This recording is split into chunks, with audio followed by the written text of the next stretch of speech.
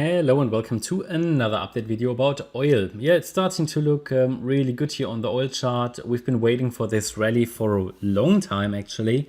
Been talking about that for a while, and this is a so-called B wave here, which is currently playing out.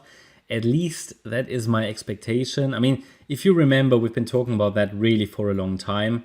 This move up into resistance. The sideways action, it was just horrendous, horrible. Yeah, just sideways action for many weeks, actually a couple of months. So extremely boring. So I'm extremely happy that we've seen this small rally into resistance now. So looking at the context, which is very important here, that to me looks like a B wave top. Well, the top doesn't necessarily need to be in. It looks like it might do another high here. But either way, as long as we don't break above 87.40, I would still expect lower, which means a low below the 71.50 level, which is the support cluster from the, well, around, yeah, you know, we hit that support several times. So there's a bit of a support cluster there. And yeah, I mean, we can push a little higher here. It depends on how I count this move. I mean, I decided at the time to count it as a triangle. You will remember that. With then just here a rally to the upside in a C wave with a B wave triangle, then a C wave rally. But if I count it in a slightly different way, put the B wave here, then I just have a different type of correction. And then this would be a small 1-2 setup with a third wave, a fourth wave, and one more high and a fifth wave. That's just a little bit unclear. I mean, you get at some point, you just get to the boundaries and the limits of what a technical analysis can do. It's certainly not a crystal ball, but it told us that a rally is very likely. That rally is happening, and next resistance level is 81.40, above that 84.11.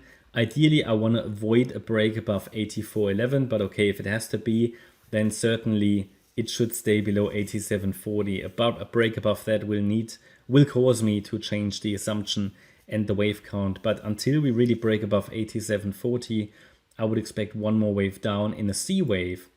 And it doesn't need to come down. It doesn't need to. Someone told me it will never get to 50. I mean, I can't remember. Did I say it goes to 50? It could do.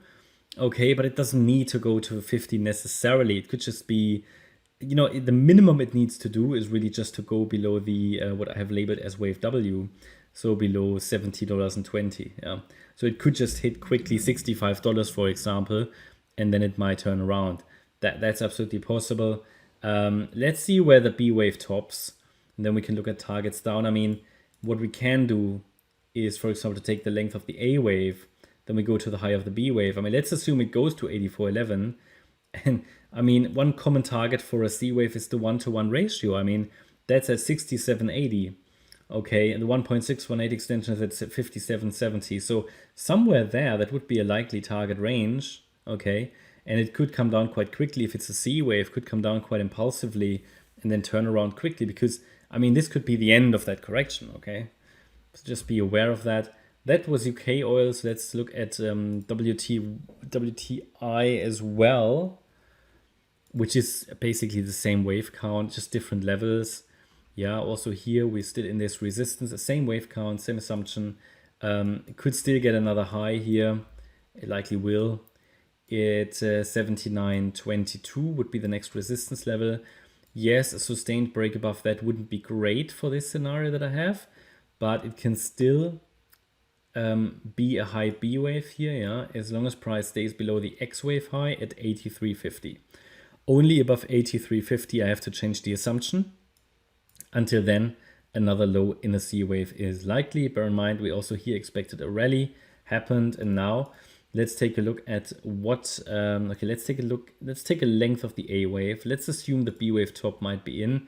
Or no, let's go to the 78.6 fib level, and then yeah, the 1-to-1 ratio is 59.65, and the 1.618 extension 47.50. So also there in this range, the minimum it needs to do is to break below the low of the wave W. That's at 64.50. So it doesn't need a massive drop anymore. But I'm just highlighting here, if we really fail in resistance and it comes down, it doesn't need to break down completely, right? It could just be a very quick impulse down before it reverses and ends this long correction.